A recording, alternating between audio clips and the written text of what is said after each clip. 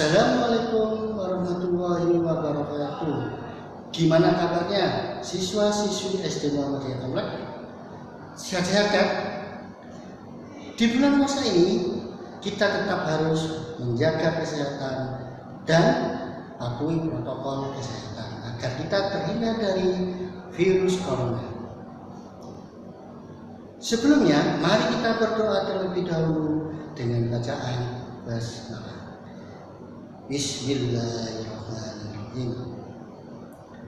Pada kesempatan kali ini, Pak Fajar akan menerangkan tentang majelis-majelis yang ada di Muhammadiyah.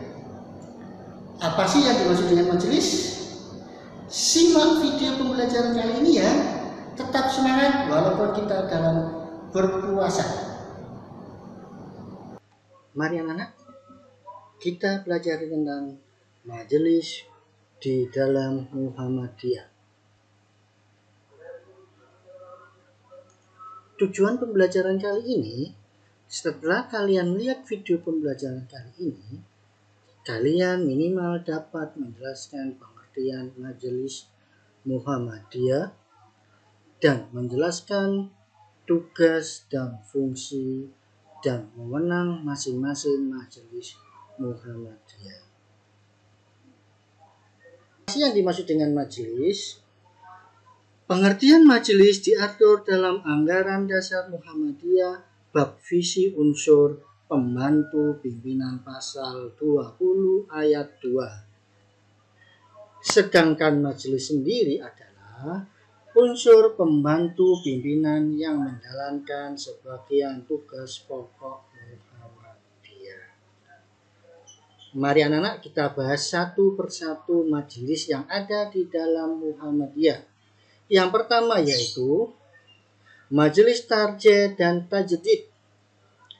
Lembaga Muhammadiyah yang membidangi masalah-masalah keagamaan, khususnya hukum bidang fikih. Majelis ini disahkan pada Kongres ke-17 tahun 1928 di Pekalongan. Ketua pertama yaitu Kiai Haji Mas Mansur didirikan untuk menyelesaikan persoalan-persoalan khilafiyah. Pada Muktamar Muhammadiyah ke-43 yang dilangsungkan pada tanggal 8 sampai 12 Safar tahun 1416 Hijriah atau bertepatan dengan 6 sampai 10 Juli 1995 Masehi di Banda Aceh. Majelis ini berubah menjadi Majelis Tarjih dan Pengembangan Pemikiran Islam. Tapi pada Muktamar Muhammadiyah ke-45 tahun 2005 di Malang diubah menjadi Majelis Tarjih dan Tajdid. Majelis Tabligh pada tahun 1971 ditetapkan program umum mewujudkan Muhammadiyah sebagai gerakan dakwah Islam amar ma'ruf nahi munkar yang berkesanggupan menyampaikan sunnah Rasulullah SAW kepada segala golongan sebagai kebenaran dan hal yang diperlukan. Majelis ini berpedoman pada firman Allah pada surat Al-Imran ayat 102, 103, dan 104. Majelis ini mempunyai tugas pokok memimpin dan melakukan program yang jelas meliputi seluruh aspek kegiatan dakwah yang tidak masuk dalam bidang majelis lainnya. Yang ketiga, Majelis Pendidikan Tinggi. Pada tahun 1985 didirikan Majelis Diktilibang dengan ketua pertama Dr. Andes Haji Muhammad Jasman Al-Kindi. Majelis ini mengemban dua tugas.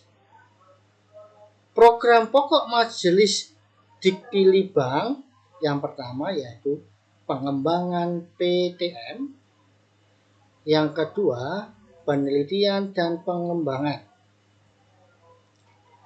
Hal itu dijabarkan ke dalam 4 pokok bidang, yaitu yang pertama, 1. Bidang peningkatan kualitas PTN.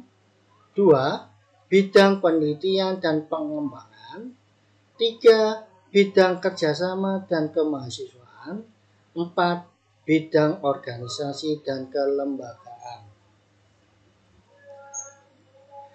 4. Majelis Pendidikan Dasar dan Menengah. Majelis ini memiliki kemajuan saran dan prasarana, pendidikan administrasi, pergudangan, manajemen, kurikulum, dan silabus. Tujuannya adalah mewujudkan manusia muslim yang berakhlak mulia, cakap, percaya diri, serta bagi masyarakat dan negara. Program Majelis Dikdasmen adalah yang pertama, peningkatan kualitas SDM umat Islam. Kedua, peningkatan sarana dan prasarana sekolah atau perguruan Muhammadiyah. 3. Membangun data dan sistem informasi yang handal. 4. Menyelenggarakan proses belajar yang berkualitas. 5. Majelis Pendidikan Kader. Adapun fungsi majelis ini, yang pertama, menyusun konsep perkaderan dan mengoperasionalisasikannya secara simultan atau secara menyeluruh. 2. Memprioritaskan pengembangan studi lanjut dalam mengembangkan kualitas sumber daya kader. 3. Menyelenggarakan Darul Arqam, Baitul Arqam, upgrading, refreshing, job training, PUTM, pengajian mubaleh, pengajian Ramadan, dan kegiatan-kegiatan perkaderan lainnya. 4. Mengintensifkan dan memprioritaskan penempatan kader dan proses seleksi. 5. Mengintensifikasikan pendapatan kader dan aspek-aspek yang terkait lainnya. 6. Menerbitkan publikasi dan pedoman-pedoman. 7. Mengembangkan kerjasama penyelenggaraan pendidikan khusus. 8. Menyelenggarakan forum ideopolitik sebagai program refreshing. 9. Mengoptimalkan dukungan fasilitas, sarana, prasarana, dan dana untuk pengembangan kualitas kader. 10.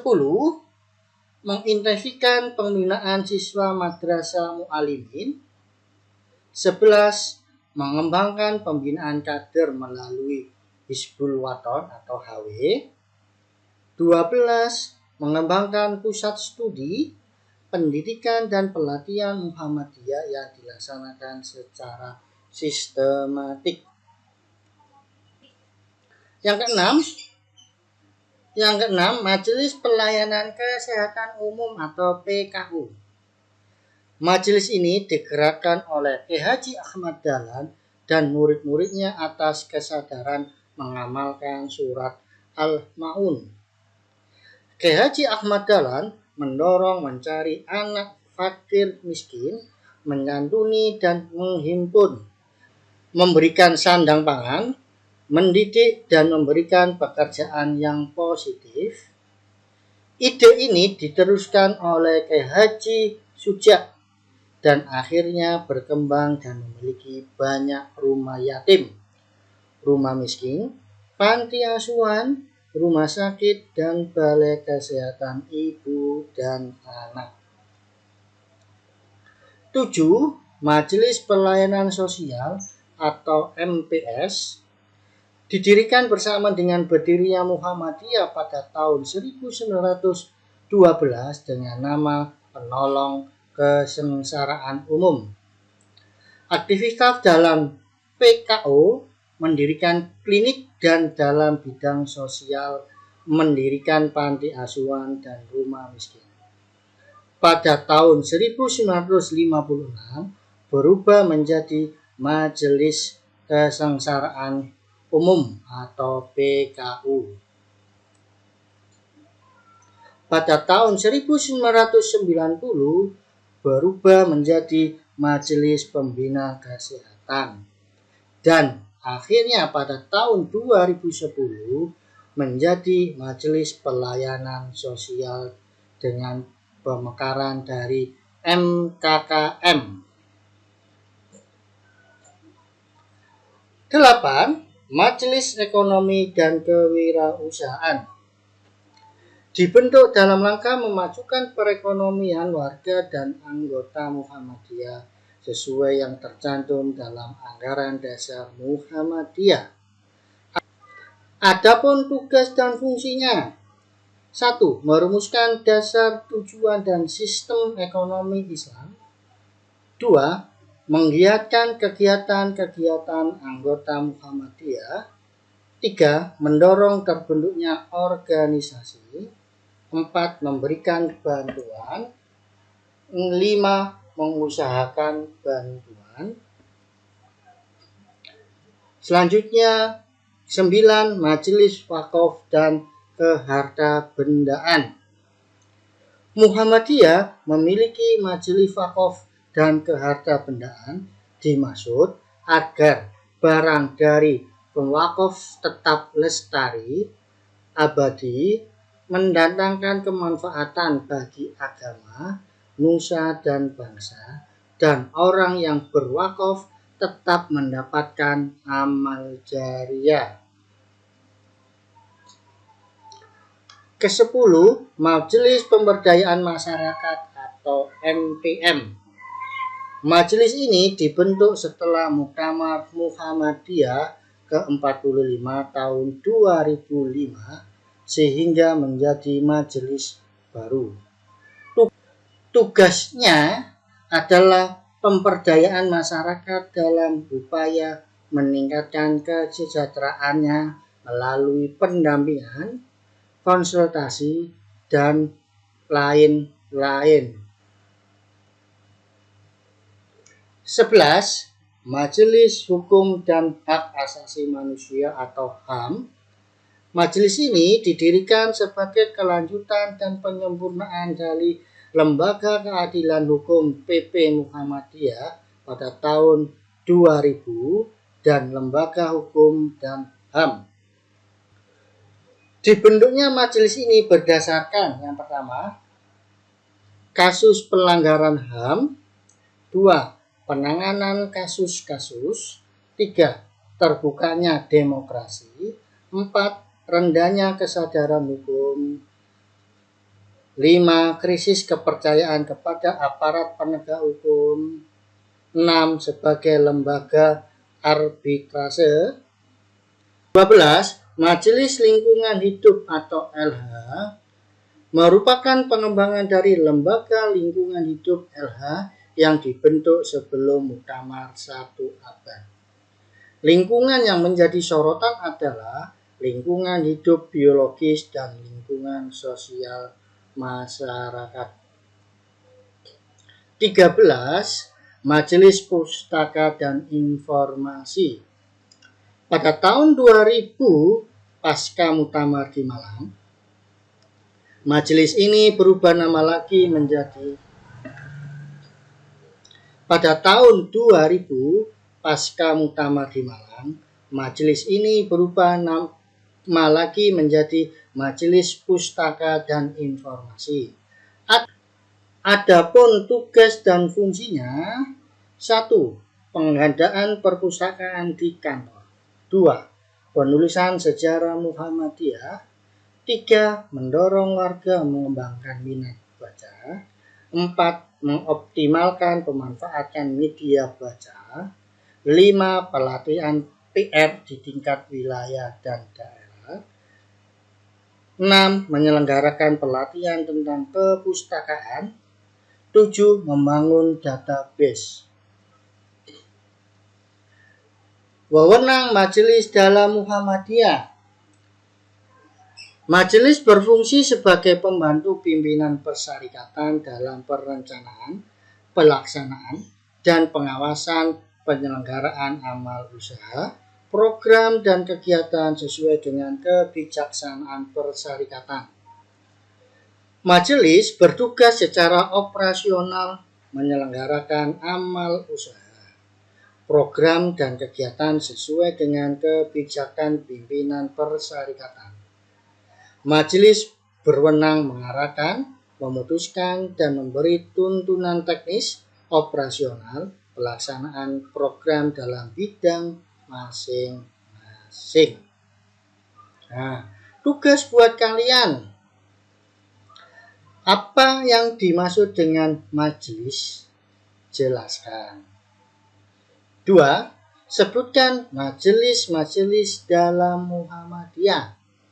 Tugasnya sangat mudah kan? Tetap semangat ya. Ya, sekian, terima kasih. Tetap jaga kesehatan, tetap berpuasa, banyak-banyaklah beramal, tambah-tambah sholat sunnah, baca Al-Quran diperbanyak, tetap laksanakan protokol kesehatan. Semoga pandemi COVID ini segera berakhir. Assalamualaikum warahmatullahi wabarakatuh.